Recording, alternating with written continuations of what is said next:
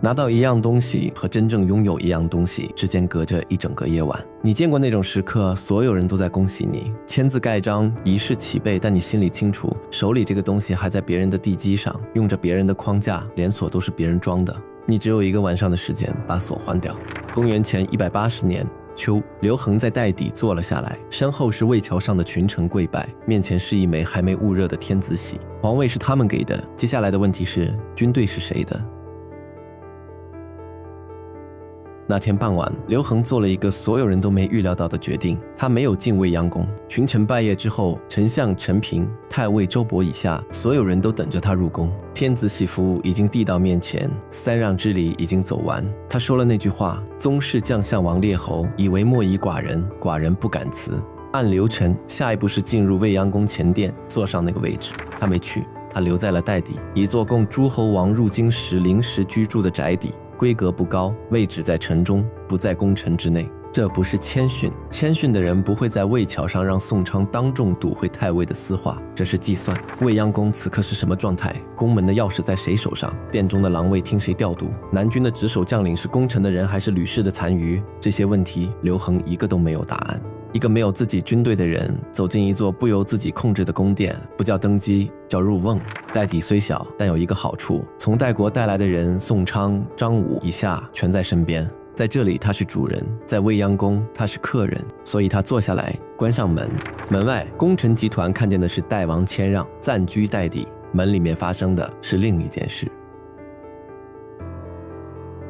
当夜，刘恒发出了第1道命令，乃命宋昌为魏将军，镇抚南北军。一句话2层意思。魏将军不是常设官职，是临时加授的军事统帅衔，级别极高，可以绕过既有指挥链，直接统辖京师驻军。这是一把新造的刀，不从旧鞘里拔。而镇抚南北军5个字是这道命令真正的刀锋。南军属魏统辖，驻守未央宫、长乐宫，职责是宫殿门禁。北军属中魏统辖，屯驻长安城北，职责是拱卫京畿。这2支军队加上宫殿内部的狼卫，是长安城仅有的3支正规武装力量。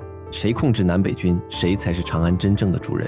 10几天前，正是太尉周勃矫诏持节闯入北军营门，夺了吕禄的兵权，又派人进入未央宫诛杀吕产，才完成了那场政变。换句话说，此时此刻，南北军的实际控制者是周勃和功臣集团。刘恒的第1道命令就是把这2支军队从功臣手里接过来。他没有找周勃商量，没有征求陈平的意见，他在代底里用一道单方面的命令，把帝国最核心的军事力量划到了自己人名下。宋昌代国中尉，掌一国军政，从代地跟刘恒一路走来。魏桥上替他挡住周勃那句愿请奸言的人，功臣集团不认识他，不欠他，不能指挥他。这就是这道命令的全部含义。南北军从今夜起只认代底的令。紧接着是第2道命令，以张武为郎中令，行殿中。郎中令掌管宫殿内部宿卫的长官，郎卫是天子身边最后一道防线，出入殿门、侍从左右、执兵宿卫，全归郎中令统辖。如果说南北军是外围的盾，郎中令握着的就是贴身的刃。张武同样是代国旧臣，局面至此完全清晰。宋昌控制外围南北2军，张武控制宫殿内部禁卫。从长安城墙到未央宫殿街，3层武装力量在一夜之间全部换成了代国的人。这里有一个细节值得停下来看一眼，这2道命令的措辞不是请，不是议，是命和以，这是天子的语法。而此时的刘恒，从法理上说，只是一个被功臣推举尚未即位的诸侯王，暂住在代底里。他还没有坐上那个位置，但他已经在用坐在那个位置上的人才有的口吻下令。他在称帝之前，先拿到了称帝的实质。同一个夜晚，长安城里还发生了另一件事。是夜，有司分部诛灭梁、淮阳、常山王及少帝于底。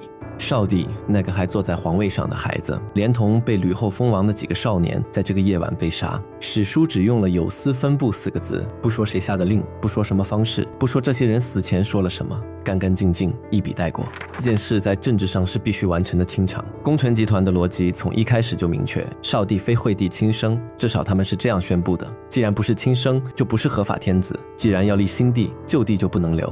但有司是谁？这2个字是一面镜子，照出2种可能。如果是工程集团自行安排的，说明他们在刘恒到达之前就已经定好了清场方案，刘恒不过是被推上台的新面孔。如果是刘恒默许甚至受益的，那说明这个从代国来的年轻人在踏入长安的第1个夜晚就做好了让别人消失的决断。史书没有给出答案，但时间线给了一个暗示：少帝和诸王被杀，发生在宋昌接管南北军之后，执行清除行动的部队已经在刘恒的人手里。清晨，刘恒从代邸出发，进入未央宫升前殿，正式即位。当日连下数诏，大赦天下，赐民爵1级，赐帛，减刑，开放山泽禁苑。这些是每一个新天子的标准动作，不意外。意外的是人事，以右丞相平喜为左丞相，太尉伯为右丞相，大将军灌婴为太尉。周勃的新职务是右丞相，右丞相位列百官之首，名义上是升了，但丞相管的是行政，不是军队。太尉才是帝国最高军事长官。从太尉到丞相，周勃的权力被从军事系统平移到了文官系统。接替太尉的是灌婴，同为功臣元老，但与周勃不是同一派系。让灌婴做太尉，既没有把军职给自己的代国旧人，以免太过刺眼，又在功臣内部打入了一根楔子。而真正的军权此刻在哪里？在魏将军宋昌手里。太尉是制度上的最高军事长官，但南北军的实际指挥权昨夜已经被一道特旨划走。灌婴拿到的是一个名分，宋昌握着的是军营的门钥匙。一个晚上加一个早晨，功臣集团花了几个月策划政变，夺取军权，废立天子，最终选了一个他们认为好控制的外藩诸侯入京。而这个人用了不到12个时辰，把他们手中最核心的筹码军队全部拿走，再把他们的首领从军事主帅改任为行政长官。棋还没下完，棋盘已经换了主人。回头看这一夜，从代邸关门到天明入宫，所有动作，命宋昌镇南北军，命张武行殿中，周勃改任丞相，环环相扣，没有一步是犹豫的产物。一个在代国待了15年，远离长安权力中心的诸侯王，怎么做到的？有2种理解。第一种，他在代国的15年不是沉睡，是观察。他看过吕氏如何以外戚掌军权，看过功臣如何以兵权翻棋盘，他知道这个帝国的权力不在玉玺上，在军营里，所以他不需要人教他第一步该做什么。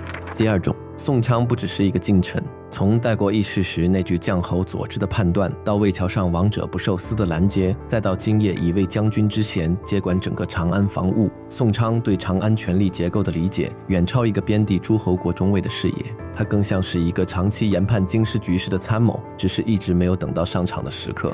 也许2者兼有，但无论哪种，有一件事可以确认，功臣集团从一开始就看错了人。他们以为代王仁孝宽厚可以拿捏，他们看到的谦让是策略，他们看到的沉默是在等，他们以为自己选了一个好控制的天子，他们选到的这个人在第1个夜晚就拿走了他们手中全部的牌。